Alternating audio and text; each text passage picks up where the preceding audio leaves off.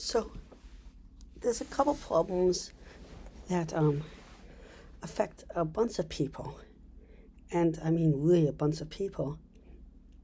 I want to talk about maybe devices and how to detect them better, because for all these ones, either treatment is better if we started preventively, or you can put yourself, or you can prepare yourself for such events, or if you don't prepare yourself for such event, if it's going on, you can get the help because you might not be able to normally get the help. So what are the technologies that we'll be talking about? One is an ECG.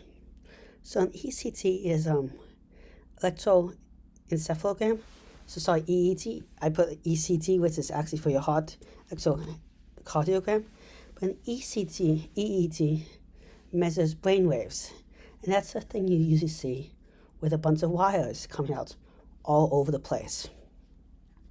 The thing about EEGs is we can make a very good EEG that has lots of wonderful properties, but you might need to even shave your head bald, it's sticky stuff, or we can make one that's not as good, but might be good enough for these purposes to even give you a warning, tell you more when you're more at risk.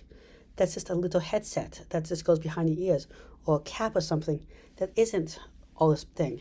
Now, if you have really thick hair, it still might be a problem, even those ones that just go behind your ears that have a lot less data and the data is not as strong.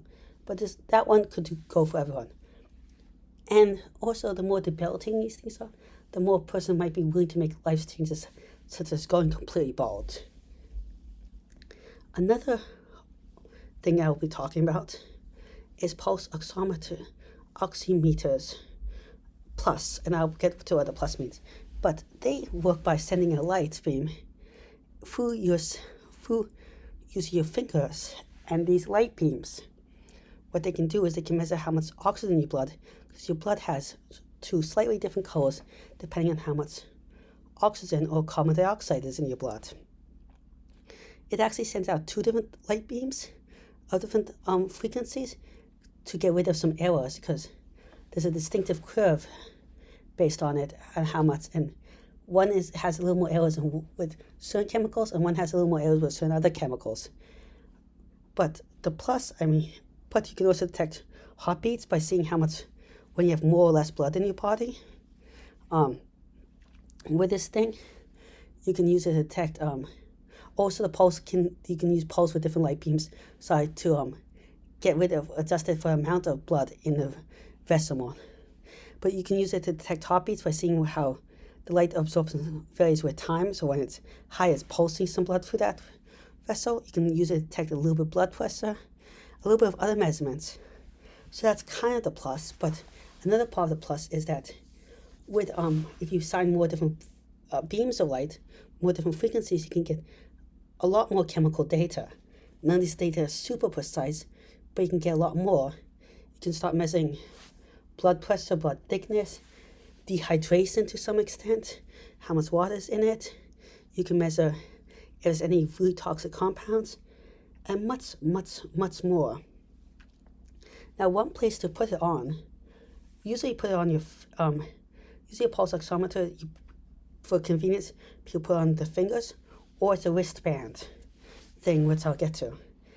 Now, if you want it close to the head, which is everything I'm talking about, something close to the head, you can do what they did for NASA astronauts and actually have it as a clip-on between the earlobes, because the earlobes has a lot of blood in it going through, and it's also close to the head. So it's a pretty good location, and you can disguise it as an earring. And those things you can make very, very, if you ignore the computer chip, you can make it very, very lightweight and very hard to detect, and it can doesn't use that much power, and the power could be a thin wire, or you can even transmit it wisely to make it last for a very, very long time. So that's the pulse oximeter plus. The next one is to have more of a Fitbit type device, and the Fitbit type device you could also just put on your earlobe, but the Fitbit type device will have the pulse oximeter feature, It might have a little electrical conductivity thing that goes upon your ear, but it will make it heavier, so you have to figure out how to get more power into it. The little electric sensor can measure skin conductivity, which can tell you how much you're sweating, can help make the heartbeat sensor a little more accurate than other sensors. With blood flow, besides it can detect how much sweat, how salty it is, which can help detect stress to a very mild degree. And you could also potentially combine measurements from like a Fitbit-like device on your wrist to the ear to get more accurate measurements and see how it's varying in your body, which might be a important parameter as I get to, because it might tell that some part of your body is more off than the other one, or that's coming up to part of your body, or detect stuff in the early stages. So what could this technology potentially, and I'm talking about potentially, detect? Well, one thing is it could potentially detect migraines early on, which is something we haven't put much research. We have put for seizures, but for migraines, not really. And we know that migraines, the earlier you treat them, the better. But taking medication too often, including regular painkillers or anything, can actually increase your chance of getting them, or increase the severity once you get them. So you want to prevent it early, but not too early in some ways. Another thing besides that, migraines can cause a person to be unable to drive, to be unable to do basic work function. So this could get them to stop what they're doing and take time off. Migraines are one of the hardest things to treat when they get full-blown, but it's easier if someone takes a break and starts relaxing and drinking to prevent a full-blown one. When people are on a migraine, though, oftentimes they don't think straight because they're overtired. It messes up their executive function, ability to think things through. There's so much pain. It messes up the senses and much more.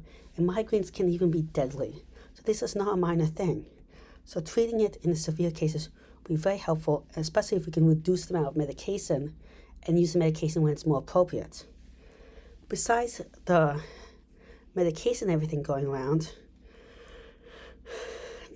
we could get more data of migraines and figure out different types of migraines potentially. And if we figure out different types of migraines and start correlating them with different types of people, we might be able to figure out better treatment options, much more. And there's a lot of evidence that we don't know what we're going on. Because first of all, we don't know, but people will have totally different reactions to the same medication. Some things that really help other people actually trigger migraines in others, and vice versa. And even similar drugs. So if we can get any more data to figure out what's going on and what's a good treatment, super useful. Besides that, a person themselves can better figure out what triggers the migraines and prevent them in the first place. Second is seizures. Seizures and migraines are actually related, and there is a lot of overlap with people that get migraines, get seizures, and vice versa. In fact, sometimes they can occur. Seizures, you usually think about just the body shaking, but you can also have muscle weakness and paralysis. You can have the visual distortions, but you can have the visual distortion, the sound distortion, stuff that occurs in migraines. And migraines can have muscle problems too.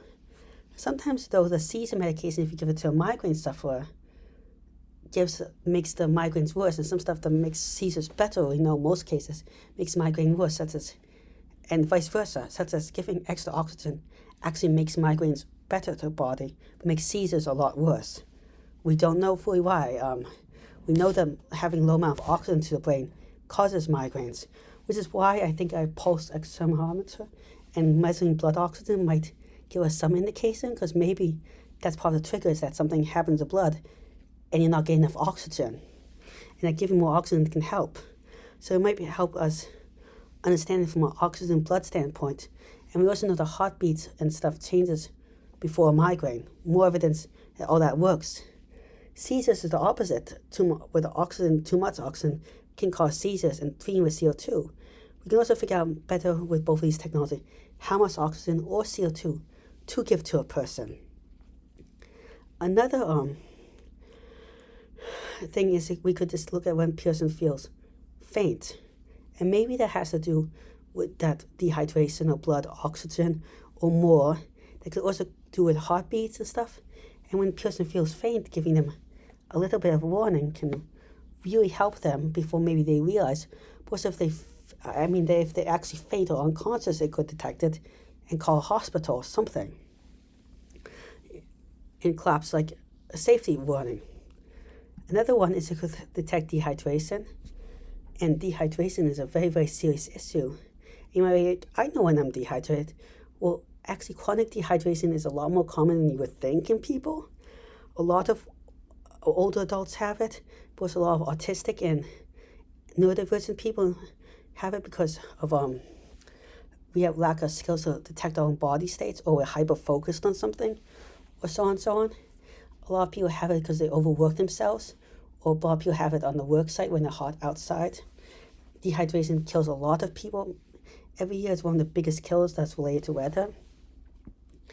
And chronic dehydration is a thing where people don't drink for over long periods of time and cause liver and kidney damage because your blood can't be, you need water to filter out your blood. So yes, it is a big deal. You could also monitor maybe other chemicals, glucose and more. And when you combine all these things together, you can get it. Having all these things being multifunction means you could have a device that gives a lot more warning for more people. Maybe normally you wouldn't get this device even if you just had migraines. But if it detects migraines and seizures, you might get the device, or any of the combinations. Or maybe you get the device for migraines, but it turns out you also have seizures, so you get that device. So if you get the device for one reason, it could help with other reasons, even if you didn't sign up for it. This means that more data could be collected to make this whole device even better. And so on and so on. You can help distinguish between these things better. Well, thank you very much for listening. Please like and subscribe. It really helps the channel out. I'm trying to reach 1,000 subscribers in a year and 4,000 watch hours, which is really, really hard, but with your help, I think you can do it. Also, if any tips for future videos, comments, or suggestions, please leave in the comment section below. Thank you very much again. Goodbye.